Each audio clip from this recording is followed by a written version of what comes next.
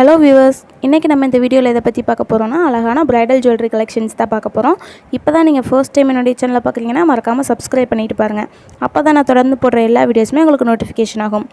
இந்த jewellery collections வந்து உங்களுக்கு 1150 ருபீஸ்க்கு ஆஃபரில் சேல் பண்ணிகிட்ருக்கோம். இந்த மாதிரி நிறைய கலெக்ஷன்ஸ் என்னோடய சேனலில் ஆல்ரெடி நான் வீடியோவாக போஸ்ட் போட்டிருக்கேன்.